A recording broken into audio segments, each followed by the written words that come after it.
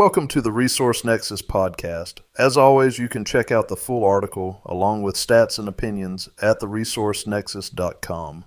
2 years ago, in August of 2023, Jake Paul was fighting at 185 pounds. That fact alone is why I can't take most of the reaction to this fight seriously. On Saturday night, Paul stepped into the ring with a 6'6", 245-pound heavyweight, a two-time former champion and Olympic gold medalist, and whether people like it or not, still one of the 5 to 10 best heavyweights in the world, a guy who has been doing this at the highest level for 2 decades. That gap is the entire story. Jake Paul has 13 professional fights. His opponent has an entire boxing lifetime, Olympic dominance, championship rounds, heavyweight wars.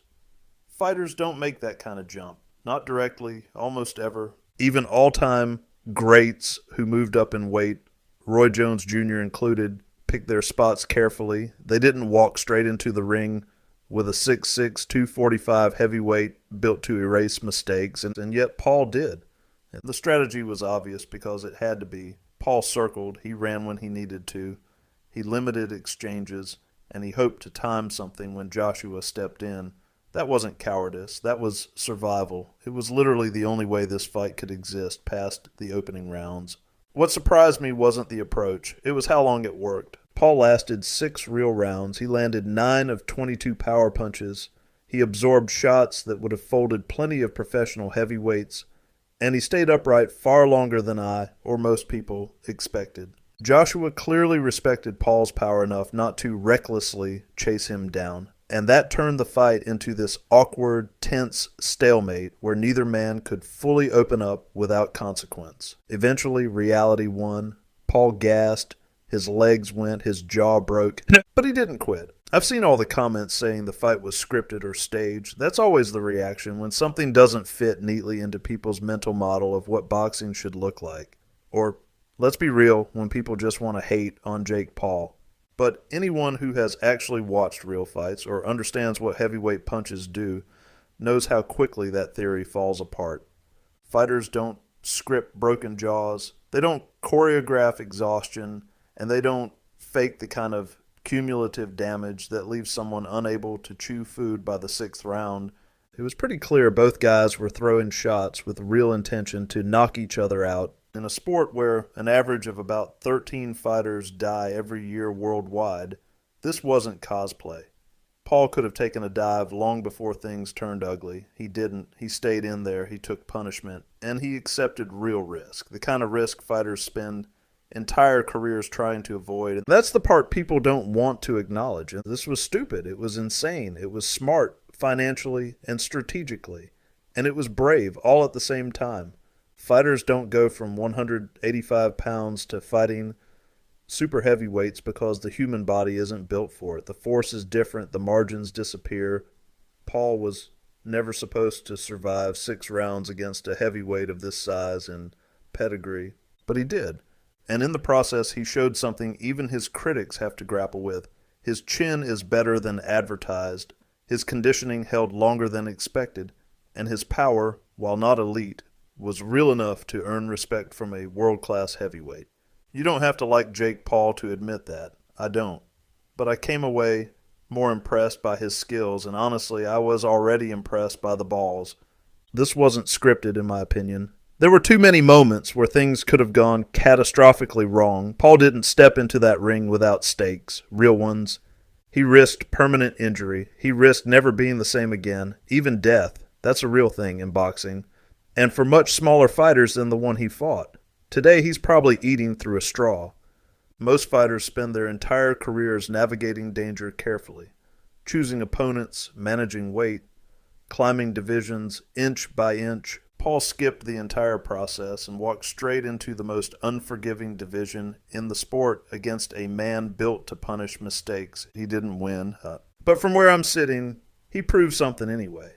His chin, his fitness, and his power are better than I even thought, and whether people want to admit it or not, Jake Paul earned respect the hard way. By surviving nearly the whole fight he had absolutely no business being in. For years, Jake Paul has been dismissed as a novelty act, a social media experiment masquerading as a professional boxer. And to be fair, that's exactly where he started. But if you've been following his trajectory, culminating in fights against Mike Tyson, Anthony Joshua, and other ranked cruiserweight fighters, it's clear Paul is far more than just a viral gimmick, survival against insurmountable odds. 2 years ago, Paul was fighting at 185 pounds. On Friday, he faced a 6'6", 245-pound former champion with Olympic gold, 2 decades of experience, and currently a top 5 or 10 heavyweight. That's a leap most fighters would never even consider. Even all-time greats like Roy Jones Jr., who made the jump, approached it with extreme caution. Yet Paul did it and survived 6 rounds.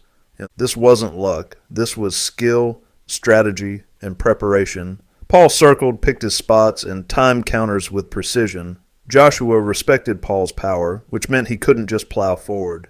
Even in those conditions, Paul landed 9 of 22 power shots, a feat most people wouldn't have expected before the fight. Athletic DNA, fearlessness, and resources. Paul obviously has punching talent and doesn't mind taking shots.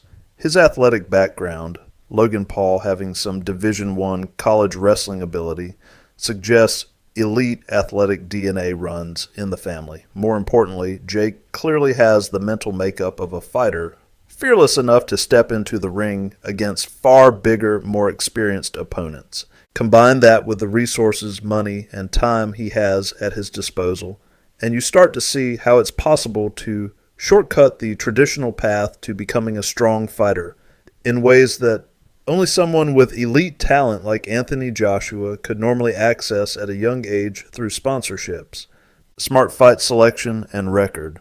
Paul's record isn't all padded with weak opponents. He's faced journeymen, crossover athletes, and ranked pros, and he's beaten many convincingly.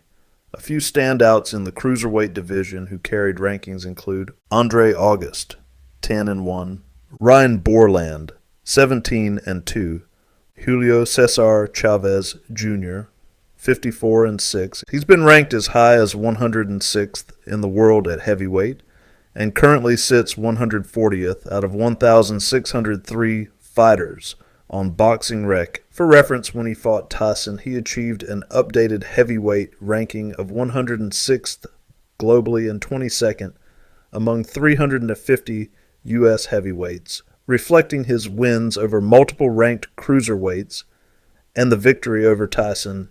Even Mike Tyson, post-fight, received a 309th global ranking, which shows that these fights, and while unusual, reflect the realities of the global boxing landscape. Many older fighters and those with subpar records still compete. Even that 58-year-old version of Tyson was probably a legit top 400 heavyweight, factoring in all the tin cans and 40-somethings in the division. Paul's resume now deserves serious consideration. Let's switch